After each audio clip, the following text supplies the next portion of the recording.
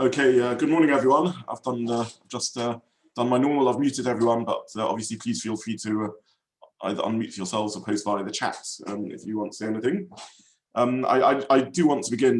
David and I were just talking about this, but just want to begin by obviously acknowledging that today is a day of national mourning in Eretz Israel over the terrible events of Friday, and one always felt, over Shabbos and today, it's very difficult to just sort of carry on with our regular program of shiurim and so on, but obviously that's the appropriate thing to do, but obviously very much our minds are on the tens of families whose lives have been changed forever, and children have lost parents, parents have lost children, spouses, it's siblings. It's obviously beyond words. We were looking at the sugya of Sheidim, demons, and the various sources and what we're meant to make of the sources. I think by now it's become clear to us that there are many Gemaras around the topic. There are Gemaras which are explicitly Agadic and Midrashic and almost fantastical in a sense, seven-headed snakes and the like. And these Gemaras, there's a very long tradition of many, though not all, of the commentaries understanding them to be allegorical, to be symbolizing forces of evil and perspectives around that. So this is not a new discussion. And then there's, interestingly, also Gemaras which almost make a casual reference to Sheidim, as if they're sort of part of regular life, and Amoraim conversing with them and receiving insight into how demons operate and what's dangerous or not in the mystical world, and even perhaps sharing Torah and spreading Torah from one Beis Medrash to another Beis Medrash at two ends of Bavel. So these are the range of classic sources. We saw that this really derives from a pasuk that makes this mysterious reference to Seirim, and the commentaries already there discuss what to make of this. So this is what we've seen in the past few weeks. We've also seen in the past few weeks that there's a split amongst the commentaries about what to make of all of this. First of all, we saw the Mefarshim on the Torah itself. Ibn Ezra at least seems to consider the possibility that this is a nonsense. These are crazed believers, Meshugoyim in his language, who believe in these things. And like magic, this is a nonsense. The Torah is forbidding it because it's a nonsense, not because it's validating its existence. And then you have the Ramban, who takes the opposite approach. The Ramban says, no, this is something real, this is something that exists, and that's what the Torah is forbidding. And in that sense, it sort of lines up with the classic arguments over magic and the like. Is this something that exists or doesn't exist? We've seen this doesn't quite neatly line up with the normal mystical, rational divide or philosophical divide that one finds amongst some of the Rishonim. The divide is overly simplistic and not as clear-cut as we might think. What is part of the real world and what exists? Certainly in a pre-scientific age, they would have used different tools to determine that. And even in our scientific age, we have to be careful about hubris and arrogance and assumption that science has, can tell us everything there is to know about the nature of reality. And therefore, there isn't a neat divide between the two schools of thought. One has some of the traditions that one would very much expect to be on one side, indeed adopting that stance. We saw the Chachmei Ashkenaz, the Chasidei Ashkenaz, Rabbi Yehuda Chassid, who represent the Pietic movement, the Hasidim of Ashkenaz. I'm talking here not about the modern day Hasidic movement, but a movement in the Middle Ages in Germany, in the 1200s in Germany, who definitely had a lot of belief in magic and incantations and demons, and had developed a whole theology of demonology and things that are safe to do and aren't safe to do. Chasidei Ashkenaz, Rabbi Yehuda Chassid, like they take these things very literally. But then we saw other figures like the Sifano, who certainly normally one would classify amongst the sort of philosophically inclined Rishonim. In Italy in the 1500s, a doctor. He also takes demons on face value as existing. I don't want to go through all the sources, but if we move towards more modern times, you have a figure like the Maritz Chius, who is a later contemporary of the Chassim Sofer. He's associated somewhat to a degree with the Maskilic world, with the world of Haskalah. He's a figure who's respected by both camps. He's a world-class Talmud Chacham, and also someone who's mixing in modern circles, and wrote some of the first, I suppose, academic works on Gemara study and the like. Certainly Sliha Shchias is his name.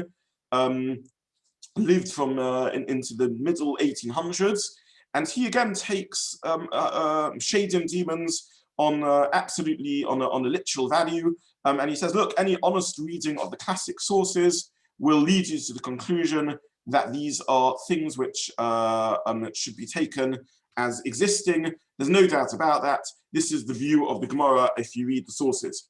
And there is no doubt about it. There is no doubt that the majority of, that the Gemara references this on many, many occasions. And it's difficult to escape the view that this is indeed the perspective of the Gemara.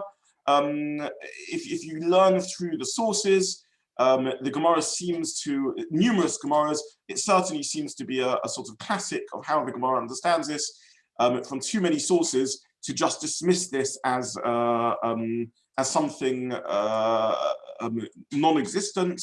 And the majority of sources do seem to take this all literally. So this is what the Maris Chias points out, and I think that's an inescapable conclusion, that this is how the majority of sources take it. Nonetheless, we saw the view of other Mefarshim that don't take it like this, and I think one that we referenced was the Meiri.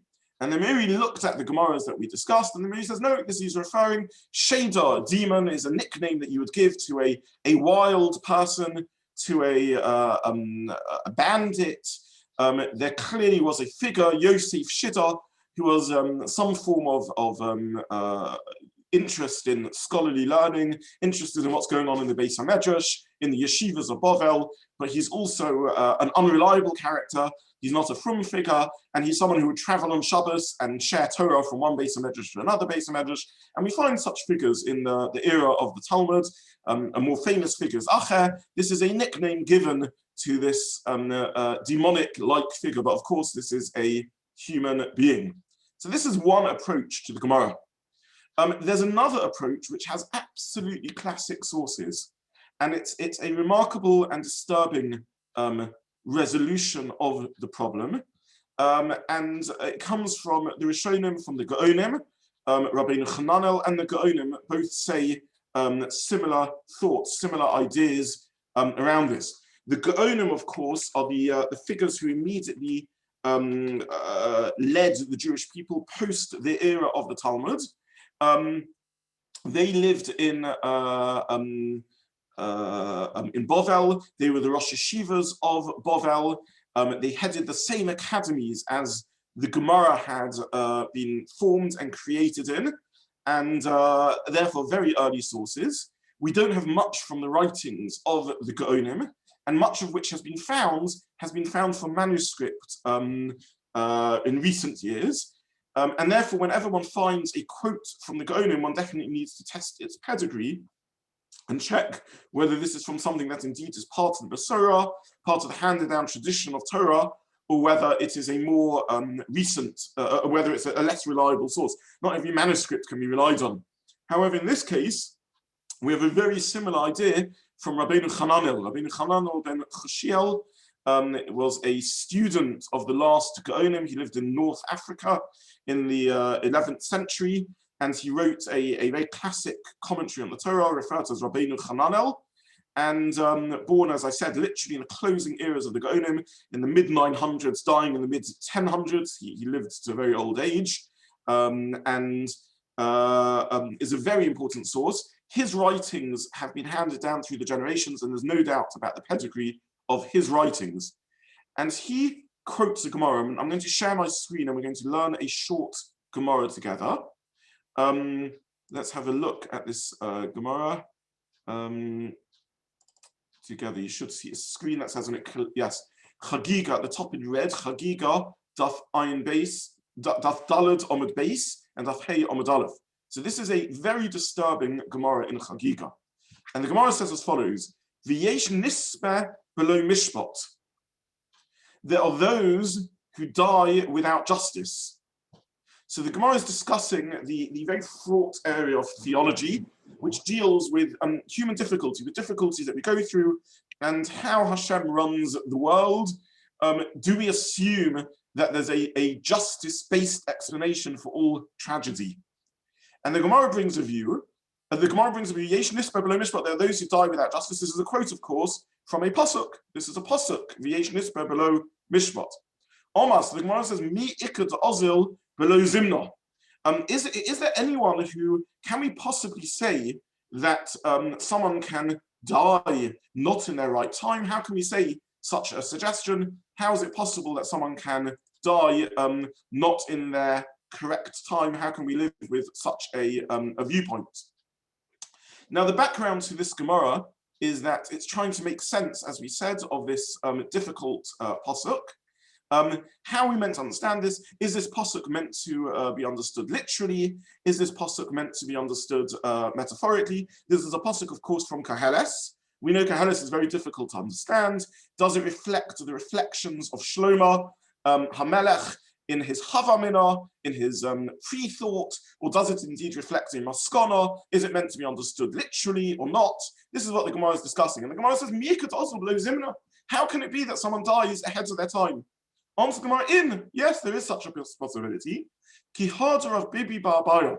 It brings a story involving Rav Bibi, the son of the very famous Abaya. Abaya, of course, one of the most frequently quoted Amoraim.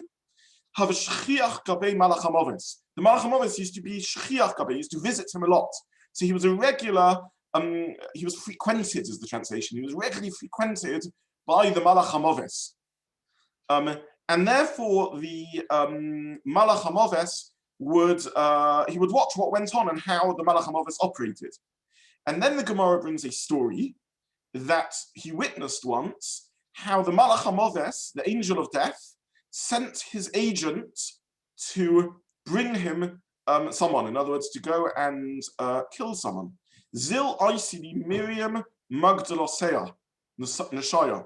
Bring to me Miriam, the Magdalosea Nashaya, the Scheitelmacher, the barber, the hairdresser of ladies. So she was a hairdresser of sorts, and used to braid ladies' hair. Go and bring her to me. So what happens? The shliach went. Ahadra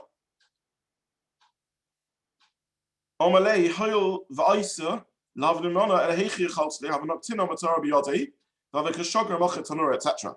So the Gemara brings the story that instead he bought the wrong lady. Instead of bringing the print I've put up on the screen, so I'm getting a confusing thing. Also, let's go on the second line here. I'll point that at the cursor because the print has been a bit corrupted here. Aisile Miriam Magdala Dardaki. Instead, he brought Miriam, who was Magdala Dardaki. Instead of bringing Miriam, who was the Scheitelmacher, the hairdresser, instead he brought Miriam, the child rearer, Miriam, who had a kindergarten and used to look after children. So I'm going to remove the screen because the version I've printed here is a little has become a little distorted. I see I cut and pasted it a little wrong.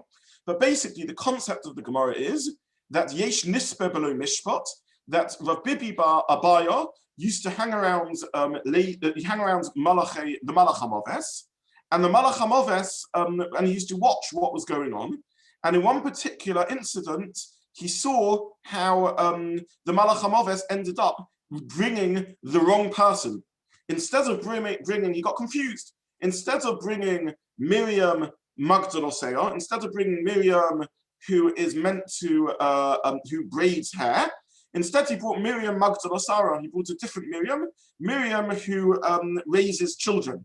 And Bibi bar Abaya questions the Malach HaMaves, how can such an incident happen? And he answers, these things happen. And he quoted this pasuk in Koheles, that there are those who nisper below mishpat, who are swept away without justice. So this is the Gemara that is cited over here, a very disturbing Gemara. Now Rabbeinu Chananel, what I've just done actually is while we were speaking, taking advantage of technology, I posted the English of the Gemara because I see the Hebrew that I posted is wrong. So I'm just going to read through. I'll share the screen again, and I'll just read with you the English version of it because the Hebrew I posted is wrong. When Rav Yosef reached the verse, Yesh Nisper below Mishpat, there are those who are swept away without justice. You should be able to see the English here. He says, is there one who goes before his time for no reason? And the Gemara says, yes, like this incident of Rav Bibi bar Abaya, who was frequented by the company of the angel of death. And he saw what happened, and he saw the angel of death say, go and bring me Miriam, the hair braider. And instead he brought Miriam, the raiser of babies. And the angel of death turns to the agent and says, what are you doing over here? How could you let such a thing happen? But now that it's happened. It's too late, she's died. And now we get to the crucial part of the Gemara. Rav Bibi bar Abaya said to the angel of death, do you have the right to act in this manner? And he said, yes, because there are those who are swept away with the justice. And Bibi argues with him and says, surely this isn't the case. How can you, sorry, there's a pasuk in Mishli, there's a pasuk in Koheles which contradicts this. And this is the conversation that takes place between them. Now, how do we deal with this Gemara? So the Gemara, the way we deal with this Gemara is it's a difficult Gemara. It's a difficult Gemara to know how to make sense of it, what to make of it. But Rabbeinu Chananel, the classic commentary I mentioned already, addresses this Gemara, and he says something on it. He says, I don't think this Gemara is one that we should rely upon. Rav Bibi bar Abaya's view is not the determinant view. V'lo oid el Rav Bibi ben Abaya have misasi b'riyas Sheidim. He used to engage with seeing demons. Lefichach yesh lomar k'derech hazera. This is what he saw. Ve'ein somchin olav, and therefore we shouldn't rely on him. The Teshuvas HaGeonim that I already quoted, the response of the Geonim, found in manuscripts is more than that. And let's look at the bottom of the page here. Rav Bibi bar Abaya, Rav Bibi bar Abaya, who taught us this rule about how the Malach HaMavis operates, Yochitu is a minority opinion. God forbid that he intended to say an untruth. In other words, Rabbeinu Chananel is bothered. So is a minority opinion, but he's testifying what he saw with the Malach HaMavis. He investigated enormous energy to speak with angels. And he was desperate. He was invested to see Sheidim. He longed to see demons. And through engaging in these things, he became endangered. And it would appear he was damaged. And the rabbis prayed on his behalf, and he died. And he quotes the Gemara, which we'll look at in a moment. As we see in the Mishnah in Brachas.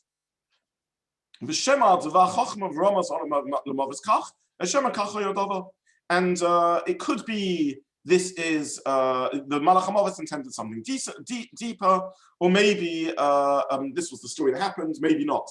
So this is based on a Gemara in Brachas, and I will share again the Gemara in Brachas on the screen. The Gemara in Brachas brings a whole series of mysterious things to do, which we saw last week, in order to see demons. We'll look at it in English. Someone who wants to know demons should place ash around the bed, and in the morning their footprints will appear. One who seeks to tease them should take the afterbirth of a firstborn female black cat, born to a firstborn female black cat, burn it in the fire, grind it and place it in his eyes, and he will see them. So it's a whole almost like witch-like, Macbeth-like scene of, the eye of the newt that was boiled in the spawn of a frog at midnight under the moon, the midnight moon, the full moon. It's a mysterious description. And then the Gemara finishes. Rav Bibi bar Abaya performed this procedure in the Gemara. Let's look at the Hebrew in the bottom of the page. Rav Bibi bar Abaya over Tachi. Rav Bibi bar Abaya did this. I've highlighted it. Choza v'itzik. He saw demons and he was damaged. The rabbis prayed for mercy on his behalf. V'itzi, and he was healed. Interestingly, the Geonim seem to have had a different version of it. Their version of it is that they prayed for mercy for him and he died. Either way, the Gemara tells us that Rav Bibi bar Abaya engaged in mystical, semi-magical procedures, and Rav Bibi bar Abaya was somehow damaged through what happens, and he saw experiences with demons and with angels that are not accurate and cannot be relied upon. So this is a second approach to dealing with these issues. We saw a first approach is to understand them metaphorically. A second approach, the approach of Meiri, is to say these are borrowed phrases from language that's used to speak about someone as a demonic figure or the like. And in Rabbeinu Chanan and the Tshuvas Hagonim, they say it's true, there were great figures who believed in these things, but these are minority figures. And Rabbi Babai is someone who was very interested in these matters and engaged heavily in them, and his view is not la halacha. He, of course, didn't intend to say something untrue, but his view is not la halacha. He represents a minority opinion in such matters, and perhaps over engagement in these things leads to confusion around these matters. Someone has posted to me in the chat, if this is correct, why was the story of Bibi included in the Gemara?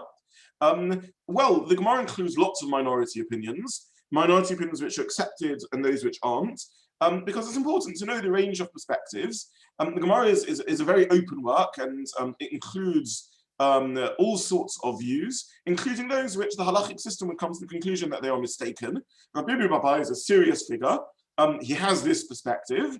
But Rabbeinu Chanan is telling us he's a minority. We don't find that the majority agree with such difficult ideas, and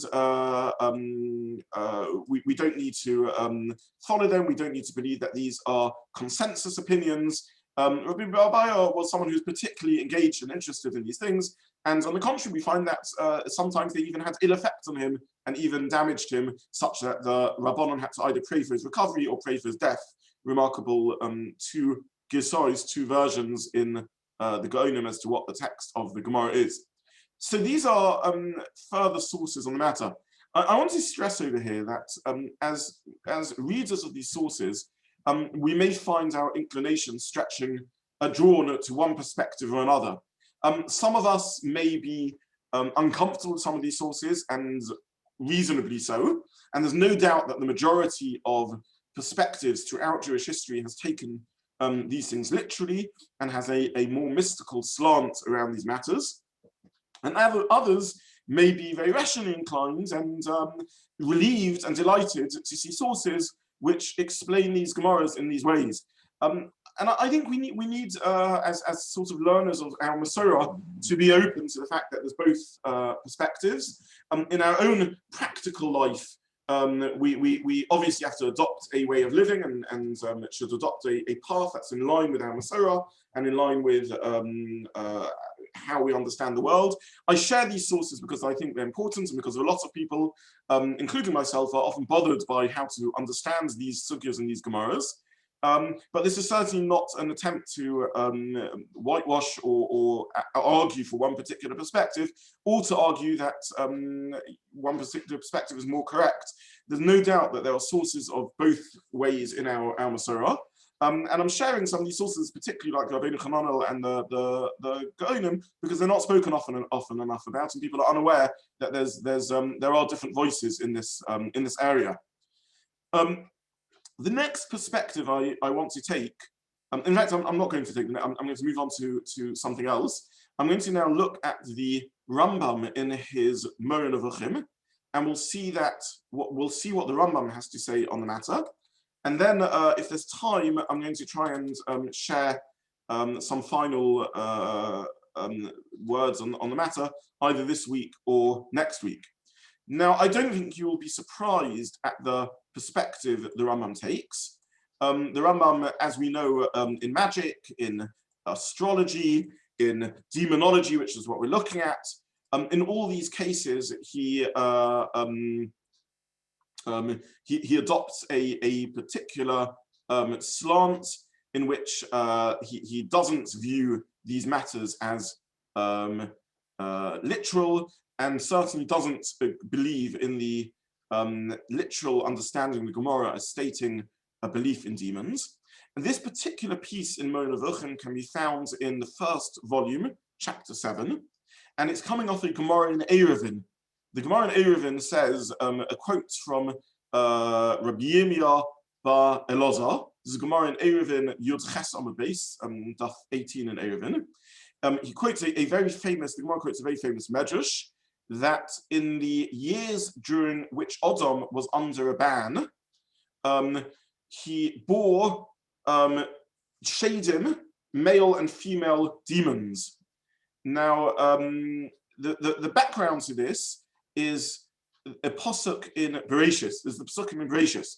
Pasukim in Bereshis tell us that Adam was, as we know, sinned in Gan Eden, and there was the story of Cain and Hevel, the terrible episode in which a murder, fratricide takes place. Adam is expelled in parallel, sometime around the same time. Adam is expelled from Gan Eden, and it goes into exile. And for a period of time, we don't really know what went on. And eventually, in chapter 5 of Bereshis, Pasuk Gimel, it tells us, Vaychi Adam shloshim ashana, vayoled b'dmusay katalmai. Adam lives for 130 years, and he gives birth b'dmusay katalmo, in his likeness and in his image. So the Gemara picks up on this language. What does it mean? He gives birth in his likeness and in his image. And the Gemara says that seems to imply that for a period of time, he gave birth, but not in his likeness and his image. And he gave birth to, in that time, to demonic forces, to Sheidim and the like.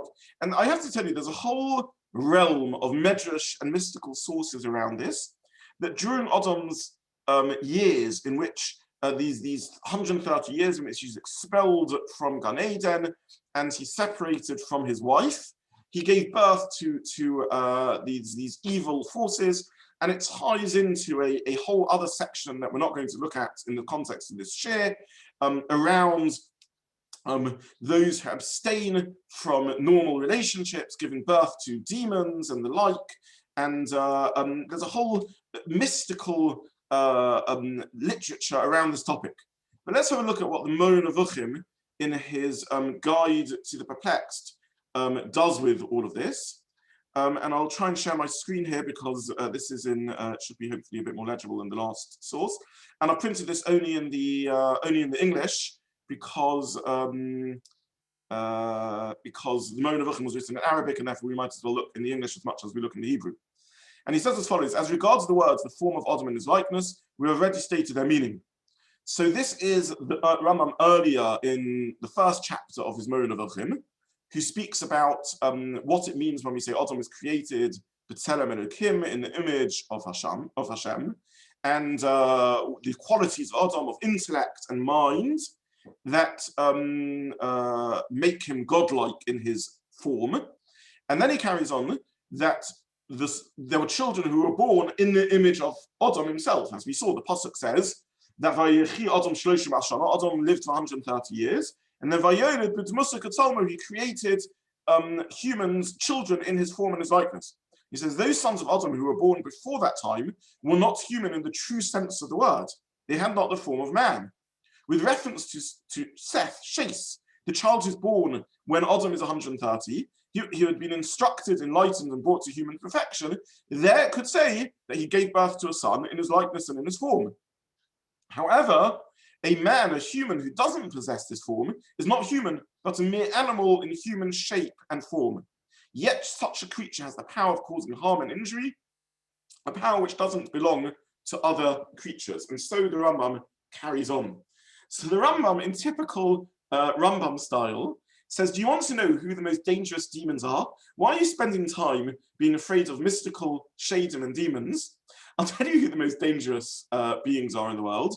These are humans imbued with potential and intelligence and the power of reason, unlike any other creature on earth, and yet who choose to let the animalistic within them rule over them.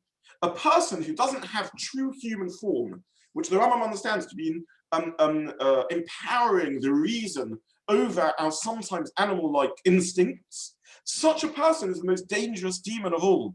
Such a person can't be called truly human. They are animalistic in how they behave, and yet they're worse than any other animal. Calling them an animal is not enough because they possess human intelligence, which provides a tool and a power like that possessed by no other creature on earth. And therefore, when the Gemara is telling us that Adam gave birth to demons, it's telling us what happens when you have Adam, a great man, who falls, who sins, who does something terrible. We don't know exactly what to make of the whole sin with Gan Eden and eating of the Eitz Hadas. The Rambam speaks about that extensively. But whatever the exact story is, Adam gives into an impulse. That's the lesson of the story. He gives into an impulse which lowers him, which makes him, till he repents, until he rebuilds himself, more animalistic. At that stage in his life, what are the children he gives birth to? Unenlightened human beings, uneducated, beings who let the animalistic within them reign supreme. Such beings born are true demons. Of course, Adam gave birth to Sheidim at that time, because this is referring to wild, human-like creatures who are dangerous in the extreme. Now, there's an extensive research or collation of the views of the Rambam, because the Rambam obviously has been amongst the most researched Rishonim in these topics. And I have to tell you again that many, many halachas of the Rambam reflect this perspective. The Rambam, the Gemara brings numerous halachas which are based upon seemingly a belief in Sheidim, and the Rambam never brings them in that form. So the Gemara says one shouldn't sleep alone at night. The Gemara says one shouldn't say hello, shalom, to someone whom one meets late at night and can't see who they are. The words of the Gemara, this is the Gemara in Megillah, Oselitin shalom l'chaveru b'layla. Don't say hello to a fellow human at night, a fellow person at night. Chashinom shemasheitu. One's afraid maybe he's a shade. So does this mean one is afraid that demons are wandering around at night? Or does that mean one's afraid he's a bandit? He's a shoded, a looter. And whenever the Rambam brings these Gemaras, the Rambam, in a sense, rationalizes them. The Gemara brings a statement in Sanhedrin. The Gemara is talking about the halacha of hasra. If you have a criminal who is about to do a crime, about to murder, witnesses have to make themselves known to the criminal and they have to warn him. They have to say to this criminal, do you know, if you do this sin, if you murder, you will make yourself liable to capital punishment in the Beis Din. And the Gemara discusses what happens if a voice gives warning, and we don't know where this voice comes from.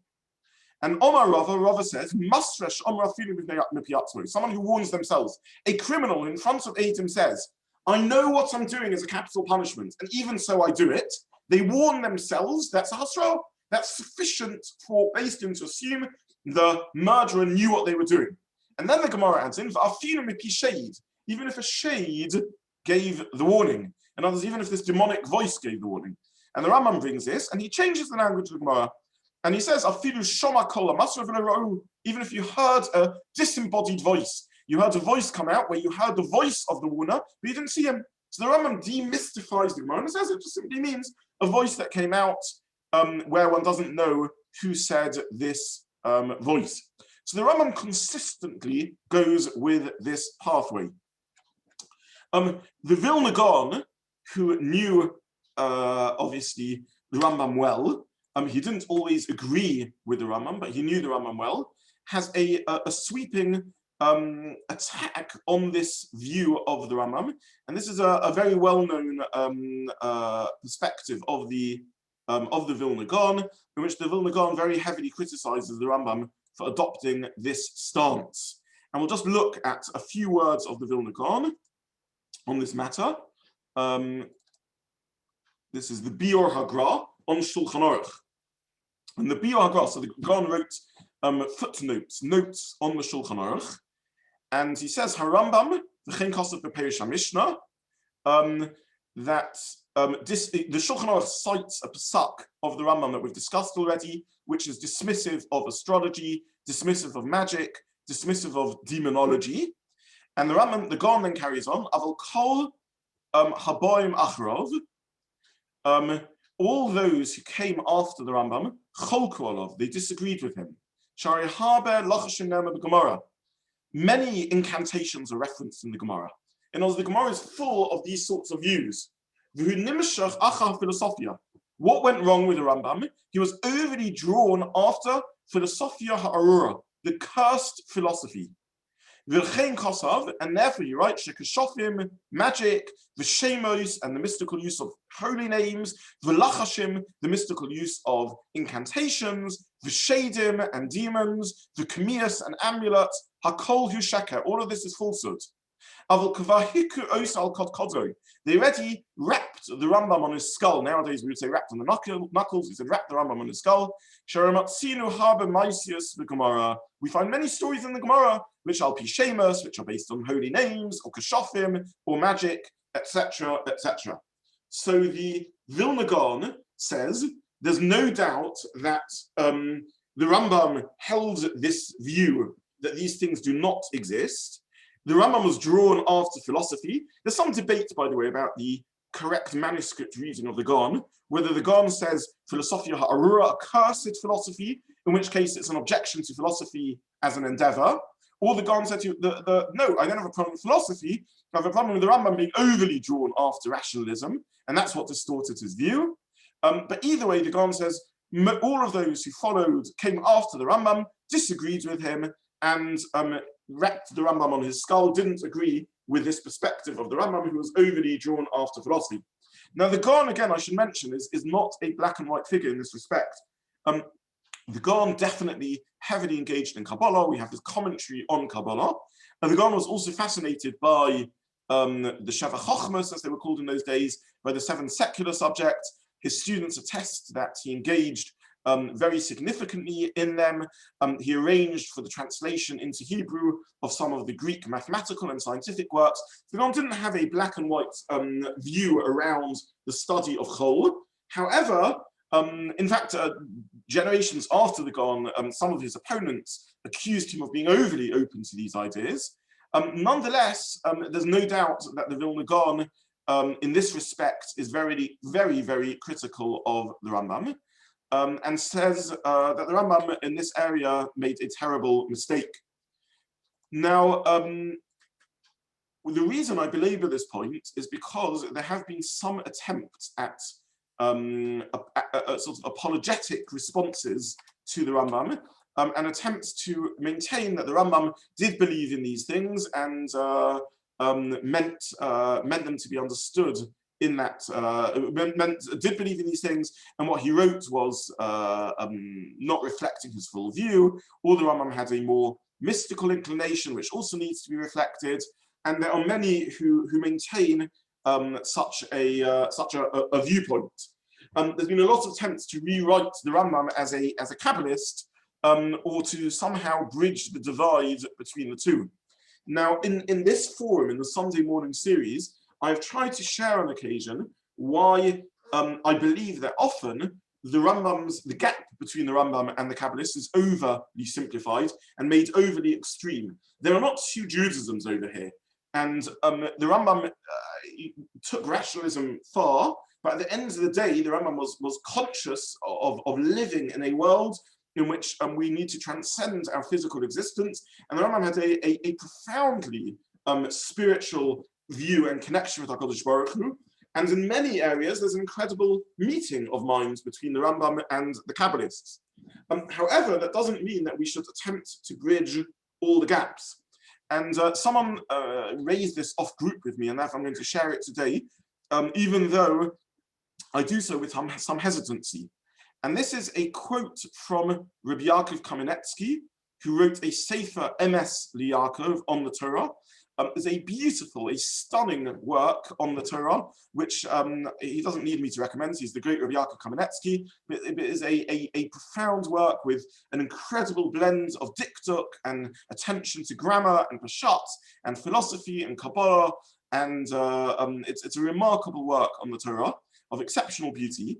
However, I'm sharing here a piece because, as I said, people referenced it to me off group. I had it on my source sheet and I was somewhat hesitating about sharing it, in which he writes something which is very difficult to maintain. And his thesis, which has been put forward by others too, is that the Rambam's rationalism reflects a changed and altered world. Meaning to say that the world in this theory went through a more mystical stage in its history, and then a more rational stage in its history. And different intellectual currents dominate different eras in history and reflect profound spiritual changes about the nature of the world. And therefore, in times of Tanakh, and maybe even lingering onto the era of the Gemara, when prophecy abounded and there was direct experience of the positive of the spiritual, similarly, there was direct experience of negative spiritual forces, demonic forces, and the like. However, in our times, where we live in an age in which we are much more materialistic, we don't have access to the positives of spiritual experiences like prophecy and Ruach HaKodesh. Similarly, the negatives of spiritual experiences have changed. In other words, this is a world view that as history develops and humans change in their relationship to ideas and spirituality, different eras have different spiritual ways of connecting. And it is true in the modern age, we connect to spirituality through rationalism, and that has the pluses and minuses of a rational worldview. We don't connect to spirituality as directly as we could in the past, in the positive sense, and we also don't connect to it in the negative sense. And I have to say, I'm not unsympathetic to that perspective. I can see why someone would argue that. However, he says this in the Rambam, and he says when the Rambam presents his rationalist view, he isn't saying that Sheidim never existed. He isn't saying magic never existed. He's simply saying in our post-biblical or Talmudic times, we now live in a universe which operates more philosophically and more rationally, more scientifically, and therefore we don't experience these things. And I would simply say that this is very, very difficult or untenable to say in the view of the Rambam. It simply isn't in line with what the Rambam says. It's a perspective that, again, I hear why someone would say it, and it's not untenable. It's important to be sensitive to shifting times and how we relate to these shifting times, but this doesn't seem to be the view of the Rambam. And I'll very briefly share the screen just to race through the source. We are running out of time, but I want to share this because it's an important source and an important idea. I cut in the middle of a source. It would appear that we can explain that liyashiv means yishuv, to settle, to make easier to understand the view of the Rambam. He brings a different source to the one I did, that believes that Sheidim have no grasp in reality. There's no reality to them. They're all false. He now references the Gon. Those who came after him disagreed with him.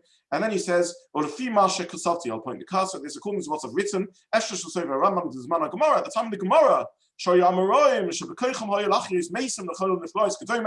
of the Amoraim, where they had direct ability to do miracles, to revive the dead. There were also parallel negative forces. The spiritual world needs to be in balance. There's an ecology of spirituality, and therefore, if spiritual forces are strong, similarly, negative tumah forces are in power. In our days, where even positive spiritual forces have declined, similarly, the negative demonic forces have lost their power. This is a fascinating idea, a tenable philosophy, but very difficult, perhaps impossible to maintain as the view of the Rambam. We've run out of time, so I'll just answer this one question that's been directed to me. Is this Adam Harisha narrative anything to do with Lilith and the like? The answer is yes. I didn't want to go into this, but there's a whole midrashic literature around Lilith and around the effect of male-female relationships not conducted in a proper manner, all linked to this idea of Adam Harishon in his 130 years separating from Chava and giving birth to these demons. It's a massive area in Kabbalah and the like.